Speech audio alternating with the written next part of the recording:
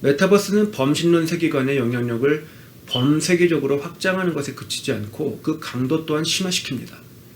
범신론 그 자체와 자기 신격화의 수준을 이전보다 멀리 상회하는 거죠. 메타버스가 단순한 범신론이 아니라 마르쿠스주의 세계관에 보다 근접하기 때문에 이것이 가능합니다. 앞서 예시한 것처럼 메타버스 세계관은 해방신학, 즉 마르크스주의 계급투쟁 세계관과 호환성이 굉장히 높습니다. 문화적 마르크스주의는 여러 이름을 가지고 있습니다. 사회정의운동, 평등주의운동, 신공산주의, 요즘에는 워키즘, 그리고 무엇보다 교회 안에서는 해방신학이라 불립니다. 영어로 Liberation Theology라고 하죠. 계급투쟁론은 사회를 서로 반목하고 상충하는 두 적대 인종, 즉 억압자와 피억압자 계급으로 해석합니다.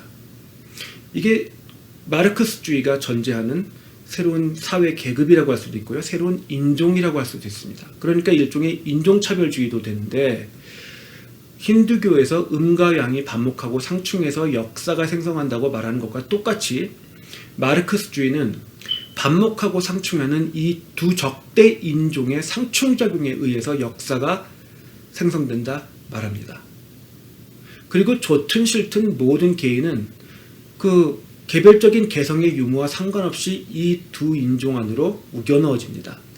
음양의 상충작용이 역사를 생성한다는 범신론처럼 마르크스주의는 두 인종의 반복에 의해서 역사가 생성 또는 순환된다 봅니다. 피억압자들이 들고 일어나서 사회운동을 통해 악한 사회 구조를 전복시켜 새로운 억압자가 되면 이제는 피억압자가 된 이전의 억압자 계층이 다시 봉기하는 것을 반복하는 게 인류의 역사이자 또한 운명이라고 말을 하는 것입니다. 윤회의 고리에서 벗어나는 것이 범신론의 목적인 것처럼 마르크스주의 또한 억압과 혁명의 순환구조를 깨서 그것을 파괴해서 역사를 종식시키는 것을 목적으로 합니다. 둘 다 기존 세계관 또한 역사적 패턴의 붕괴를 해방으로 인식하고 그렇게 하기 위해서는 새로운 세계관을 깨달아야 한다 말합니다. 실제로 해방신학은 힌두교의 깨달음, 영어로 enlightenment라고 하죠. 그리고 해탈, liberation, 이 단어를 교회에 그대로 가져와서 사용합니다. 이게 어떻게 기독교 세계관으로 인식이 되었는지 그게 참 신기해요. 해방신학은 또 범신론과 다른 유사점들을 많이 갖고 있습니다.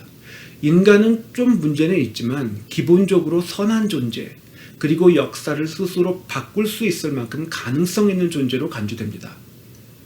평등주의를 추구하고 인간의 전적 타락을 거부하며 그에 따라 지상낙원을 건설할 수 있다는 긍정적인 종말론을 지지합니다. 인간을 보는 시선 또한 범신론과 유사한 것이고 또 문화와 교육을 통해 새로운 세계관을 주입해야 한다는 것이 문화적 마르크스주의임을 고려할 때에 해탈을 통해서 윤회, 반복학습을 하는 것을 통해 해방을 얻게 된다는 범신론이랑 비슷한 거죠. 반복학습, 문화, 교육 비슷한 거죠.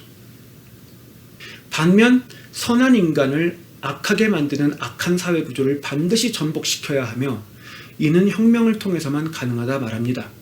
그러니까 범신론에서 이 윤회가 이루어지는 그 윤회의 고리를 고통이라고 보고 이 고통을 깨야만 된다 이렇게 말을 하는 거랑 또 비슷하죠. 바로 이러한 급진적 변화를 강제하기 때문에 요즘 동성애 차별금지법 그런 반기독교적인 행태를 자행하게 됩니다. 그리고 한번 혁명이 완성된 후에 필연적으로 발현할 다음의 혁명, 그것을 막기 위해서 전체주의 감시통제 사회구조를 구축하게 됩니다. 그러니까 그 혁명을 일으키는 것은 이전에 발생했던 역사를 또 한 번 반복하는 것에 불과해요. 그리고 이 혁명이 일어나고 또 혁명이 일어나고 이러한 그 고리를 끊어버리는 역할은 전체주의 사회를 구축해야 이루어지는 겁니다. 범신론과 해방신학의 유사성은 기본 전제가치와 내러티브에 국한되어 있지 않습니다. 모호한 논리적 모순으로 구성되어 있다는 점이 또한 유사합니다. 인간은 기본적으로 선한 존재라 합니다. 그리고 그 선한 존재들이 모여서 구성하는 사회 구조는 왜 꼭 악해지는지 그걸 설명하지 못합니다. 상식적으로 생각을 해봐도 어느 누가 좀 악하다고 할지라도 선한 존재들이 많이 모여있으면 다른 사람들의 영향을 받아서 그 사람도 선해져야 돼요. 근데 인간들이 모여서 무슨 사회구조만 이루기만 하면 악이 발생합니다. 그건 설명 못해요. 그러면서 인간은 기본적으로 선한 존재고 만인이 구원된다. 궁극적으로는 이렇게 나갑니다. 그리고 그 사람들이 말하는 대로 인간이 기본적으로 선하고 또 만인구원론이 실현 가능하다면 봉기 또는 혁명까지는 필요하지 않을 겁니다. 선한 존재들이 모여서 한다는 것이 왜 특정 계층을 타도하고 프랑스 혁명 이후로는 이렇게 학살을 하는 건지 알 수도 없습니다. 그것도.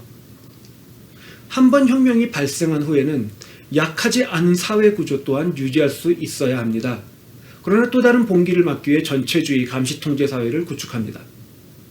이 사람들이 추구하는 혁명이 성공을 해서 이루어지는 새로운 사회구조는 악하지 않아야 되죠 또. 그런데 이 사람들은 전체주의 감시통제 사회를 구축합니다. 자신들이 구축하는 사회에도 악함이 있어서 또 다른 봉기가 필연적으로 발생할 거니까 그렇죠. 그러니까 자신들도 더 나은 점이 없는 거예요. 그리고 또 전체주의 사회는 사회주의 국가들이 이미 역사적 신뢰를 보여준 것처럼 계급사회를 정당화합니다. 또 그러면서 동시에 평등과 복지와 지상낙원을 추구한다 말합니다. 결국 근거 없이 전제하는 기본 가치들이 너무 많아서 해방신학 스스로 주장하는 바를 부정하게 되는 겁니다. 범신론의 논리적 모순하고 상당히 유사하죠. 인간의 경험을 신학의 근거로 인정하기 때문에 일관적이지 않고 주장하는 사람마다 다른 의견을 내면서 모호해집니다. 그리고 범신론자들이 그러는 것처럼 근거가 부족하다는 합리적인 이유를 분명히 제시하면서 그들의 일방적인 주장과 동의하지 않으면 결국에는 인성비난을 가합니다. 너는 기독교인이라 불리면서 사랑이 없으니까 그런 말을 하는 거야. 이런 식으로 나오는 겁니다. 해방신학에서는 또 신학자라는 사람들이 보수신학자들을 학적이지 않다 비난합니다. 따라서 범신론과 마르크스주의의 전제가치와 구조적 측면에서의 유사성은 놀라운 수준에 이르고 있습니다. 동일한 세계관으로 볼 수 있습니다. 이제 1960년대 서구 문화권을 장악한 탈근대주의가 서구의 옷을 입힌 힌두교였음을 고려할 때 왜 문화적 마르크스주의가 서구권에 급속히 번져나갔는지 이해할 수 있습니다. 동일한 반기독교적 범신론 세계관이기 때문에 윤회를 한 것처럼 그냥 반복 학습을 하는 것 또는 이미 수용한 지식을 확인하는 것 정도에 불과했던 것입니다. 그러니까 탈근대주의의 세계관을 어느 정도라도 수용한 사람은 해방주의가 들어오면 그냥 이 마르크스주의를 인정하게 되어 있습니다. 그리고 이게 또 왜 동양에서 이 공산주의가 그렇게 성공적인지 지금 보면 러시아, 미얀마, 베트남, 중국, 북한 공산주의 국가들은 베네수엘라 빼고는 거의 동양에 있죠. 동양의 기본 철학이 범신론에 기반되어 있기 때문에 마르크스주의가 들어오면 그것이 생소하지가 않은 겁니다. 쉽게 이해가 되고 동의가 되는 겁니다.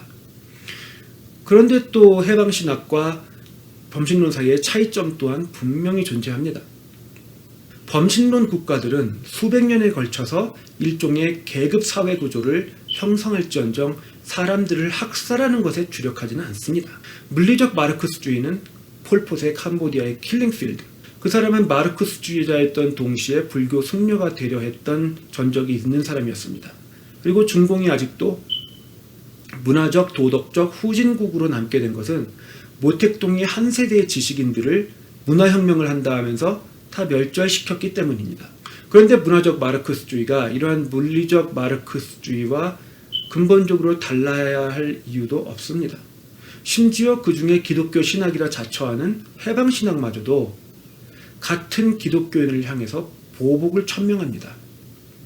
세계적 북반구에 부유한 기독교인들이 가난한 남반구의 기독교인들을 도와주지 않았으니까 예수님께서 다시 오셔서 건설하실 천년왕국에서는 자신들이 억압자가 되고 북반구 기독교인들이 노예가 될 것이라 주장합니다. 심지어 그렇게 할 수 있도록 제발 살아남으라고 세계적인 북반구의 기독교인들에게 말합니다. 이게 해방신학의 종말론이에요. 범신론과 유사한 구조의 마르크스주의가 이처럼 급진적으로 변하게 된 이유는 극단적인 또는 정상적인 통제를 벗어난 자본주의 시스템에 있습니다. 전통적 마르크스주의가 창궐한 시기에 독일 그리고 러시아를 보면 새로운 계층이 된 부르주아들이 돈을 많이 벌었지만 그에 비해서 대중들은 공장에서 일하면서 엄청나게 많은 노동시간에 시달리고 아무리 일을 해도 빈곤에 허덕여야 됐습니다. 그래서 빈부격차가 심해지면서 대다수의 인구가 상대적 박탈감과 사회적 열등감을 겪게 되었습니다. 자본주의가 대두된 지 얼마 되지 않은 시점에서 충분한 법령이 없기 때문에 이런 상황을 통제할 수 있는 방법이 부족했습니다. 프랑스 혁명 이전에도 비슷한 상황이 있었죠. 이러한 상황에서 사람들에게 당신들은 선하고 사회 구조가 악한 거야. 이런 말을 해줍니다. 마르크스주의가. 이렇게 듣고 싶은 말을 들려주면 그걸 들은 사람들은 그냥 알아서 스스로 그 주장을 객관화하고 정당화들여서 두둔하기 시작합니다. 그러니까 사회적 열등감에 기반을 해서 인간은 선하지만, 그러니까 너는 선하지만 사회구조는 악하니까 우리는 뒤집어 엎어야 된다, 우리는 복수해야 된다, 분노해야 된다. 범신론에는 없는 요소가 하나 나옵니다. 범신론은 음과 양 중에 하나를 선택할 도덕적 의무는 없어요. 그런데 이 분노와 열등감과 복수심이 작용을 하면서 피억압자층을 우선적으로 선택하는 그 선악의 가치가 발생하게 됩니다. 그러니까 도덕 기준이 마음대로 설정이 되는 거죠. 감정적으로. 이걸 영어로 preferential option이라고 하는데 심한 경우에는 하나님이 이것을 선택하셨다 이렇게 주장하는 경우도 있습니다. 급진성과 극단성이 범신론과의 표면적인 차이라면 이 문화적 마르크스주의가 가지는 내부적인 차이는 소위 이 preferential option, 우선적 선택이라 불리우는 선악의 개념이 강력히 전제되고 있다는 것입니다. 다시 말해서 범신론적 시선에서는 억압자를 배격하고 피억압자를 지지할 특별한 이유가 없습니다.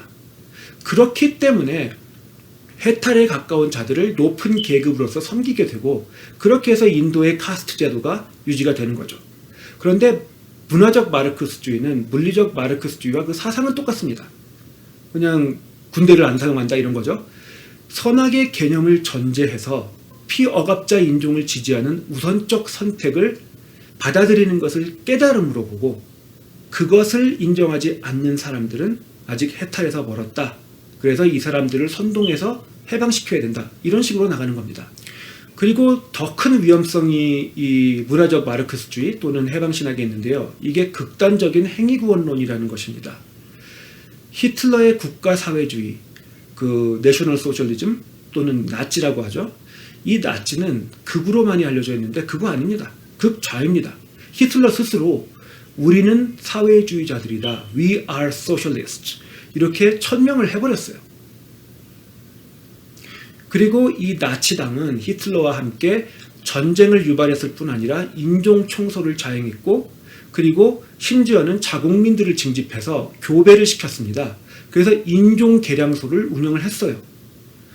이렇게 할 수 있는 이유는 이 마르크스주의가 결국에는 적자생존, 우생학, 진화론의 바탕이 되죠. 이 논리에 기반하고 있기 때문입니다. 이 적자생존은 선악의 개념이 사실상 결여되고 더 강한 놈이 살아남는다 이 얘기를 하는 거예요. 그리고 똑같은 논리로 힌두교는 카스트 계급제를 정당화했습니다. 해탈에 근접한 사람이 더 강력하다, 더 우수하다. 그러니까 그 사람이 더 높은 계급이란 얘기예요. 그리고 혁명을 봉기했을 때 사람을 많이 죽여요.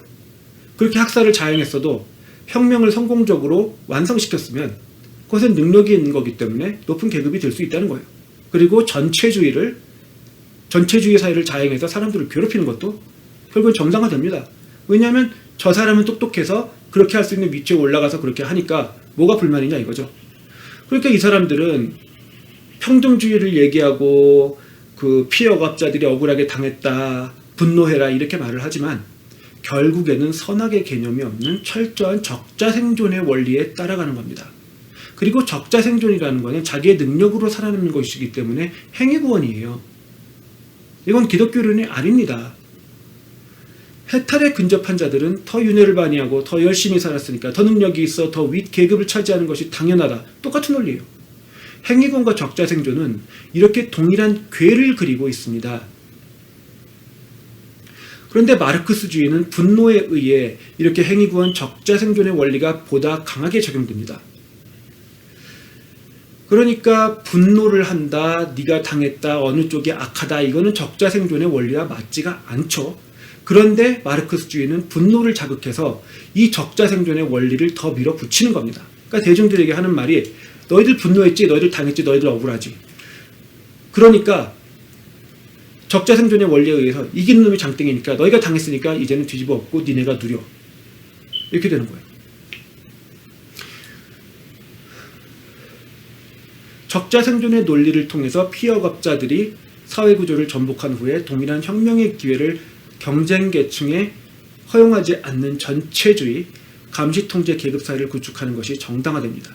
체제전복을 완수한 후에 그것을 유지할 수 있는 능력 있는 자들이 군림하는 것은 적자생존의 원리에 따라서 문제가 없다는 겁니다. 결국 모든 종류의 마르크스주의 세계관은 극단적 자본주의에 의한 급진범신론인 만큼 그 모순성과 잔혹함 역시 급진적입니다. 범신론이 궤변에 의해 추진된다 하면 더 모순적인 마르크스주의는 물불 가리지 않는 분노에 의해서 추진된다 할 수 있습니다. 그렇기 때문에 지금 문화적 마르크스주의가 문화적으로 간다고 해서 이것이 물리적 마르크스주의로 진화하지 않는다는 보장도 없는 겁니다. 아마 진화하는 게 더 자연스러운 수순이겠죠? 그러니까 문화적 마르크스주의를 한다고 하면서 교육과 문화 콘텐츠를 양산을 하더니 반기독교적인 전체주의적인 법을 제정하지 않습니까? 그러면 법에 의해서 모든 걸 강제하고 그것이 안 되면 경찰력과 군대를 동원한다. 그럼 물리적 마르크스주의가 되는 겁니다. 그리고 범신론이 메타버스 안에서는 이러한 마르크스주의까지 진화를 하게 되어 있다는 것입니다. 그래서 다음 영상에서는 메타버스가 가지는 범신론 및 마르크스주의적인 특성에 대해서 살펴보도록 하겠습니다.